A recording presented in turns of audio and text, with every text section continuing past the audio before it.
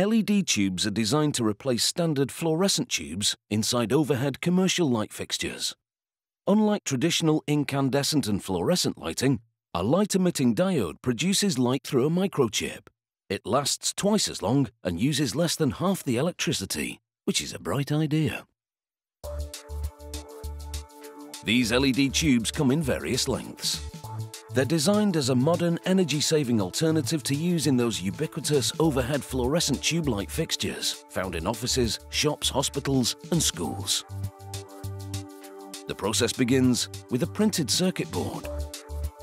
Printed means the board has a network of conductive copper lines and rectangular pads, designed to electrically link electronic components together. A technician places the circuit board on a track, which ferries it to the first computer-guided machine on the line.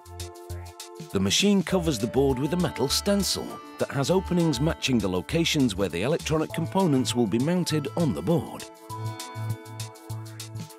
Then the machine spreads a layer of lead-free tin alloy solder over the stencil.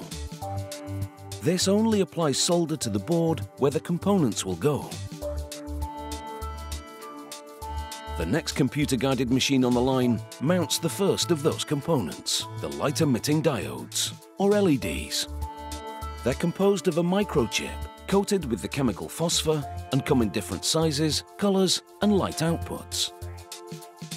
The factory programs the machine's chip shooter to pick the required LEDs off supply reels and place them on the solder-coated locations on the circuit board.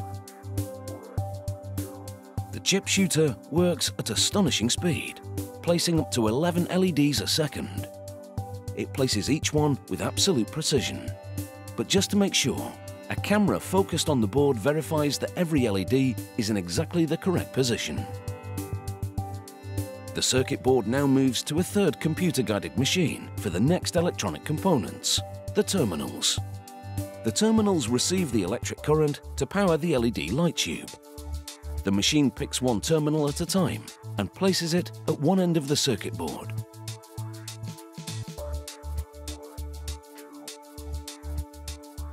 The circuit board then moves to the final machine on this line, a tunnel oven. The temperature inside peaks at 240 degrees Celsius. The heat melts the solder, fusing the components to the board. Solder is both adhesive and conductive, so this bond also connects the components to the board's copper electrical network. For the high light output tube they're making here, each board is comprised of 8 strips, each of which has dual rows of LEDs. The strips are snapped apart. Each one is 30 centimeters long. The tube length being made requires 4 strips. On the assembly line, 1 strip with a terminal and 3 without are slid into an aluminium track. The technician gives them a thorough visual inspection and then solders the strips to each other. Once soldered, the strips are electrically bridged, so the terminal on the first strip can power all of them. The aluminium track, called a heatsink, is critical to the tube's performance. It has deep fins on the bottom, which dissipate heat, cooling the LEDs. This keeps the color of the light consistent and extends the tube's life. Once the technician has connected the strips, he plugs a power source into the terminal to test the LEDs. Next, he inserts wires into the terminal and locks them in with a compression tool. The opposite ends of the wires connect to the power supply in the light fixture. A transparent polycarbonate lens is snapped into the grooves on the side of the heatsink. The tube is closed up by placing a cap on each end. Each cap's pins are aligned with slots on the press. The press is then activated, which forces the caps into the tube, attaching them permanently. The end with the terminal has slots in it, enabling the wires to protrude. The light tube is finished and ready to be boxed for shipping. To install this energy-efficient LED tube, you simply click the pins on the end caps into receiving slots in the light fixture. Then connect the wires to the power supply and the fixture's wiring. Thanks to the cooling fins on the heatsink, one LED tube lasts for 100,000 hours and has a guaranteed 10-year lifespan. So for this light, you could say the future's bright.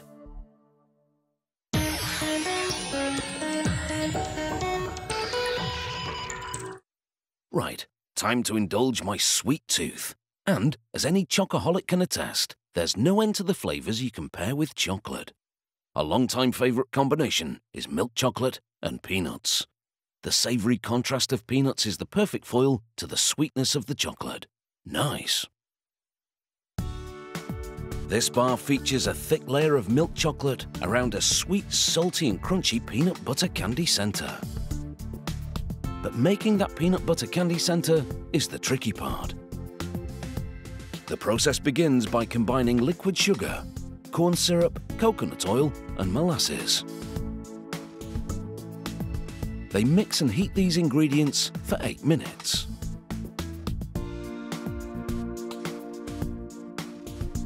They then pour the cooked candy into a large bowl.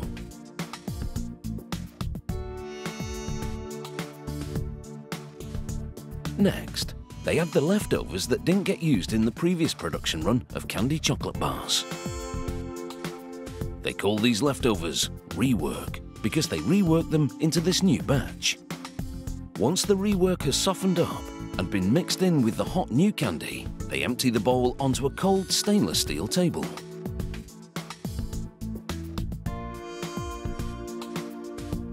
They blend the candy until the rework gradually melts and the two merge into one sweet, gooey mass. Once the candy has cooled slightly, it's folded up and carried over to the pulling station. Here, they make a pocket in the centre and fill it with vanilla extract. It's then time for the pulling machine to do its thing. The machine repeatedly stretches the candy non-stop for 5 minutes. This infuses the candy with air so that its consistency is soft rather than hard. They then transfer the candy to a belt that transports it to the weaving machine, which will weave in the peanut butter. The machine's roller first flattens the candy into a thin sheet.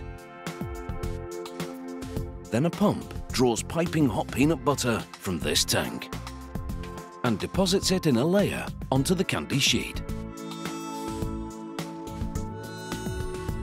The sheet is then rolled up. When the roll reaches a specific diameter, they fold it and place it on a blank sheet, meaning a sheet without peanut butter on it. The next roller presses the folded roll flat onto the blank sheet. Then they roll up the blank sheet, sealing the peanut butter candy inside. This complex assembly is what forms the flaky layers in the chocolate bar centre. The whole mixture is then rounded out between two rollers and fed to the rope sizer, a machine that stretches the peanut butter candy into a rope so that it's the exact diameter of the centre of the chocolate bar. The next machine makes a pinch mark every 12.5 centimetres, the length of the chocolate bar. The linked centres then enter a cooling tunnel set to 7 degrees Celsius, and they exit 5 minutes later, rigid. As they drop to the next conveyor belt, they separate.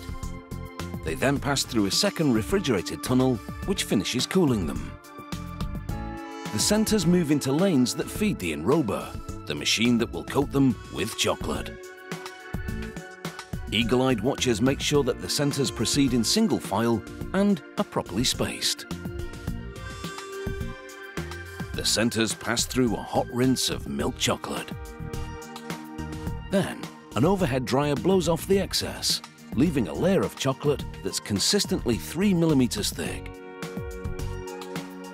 The bars enter a final cooling tunnel to harden the chocolate.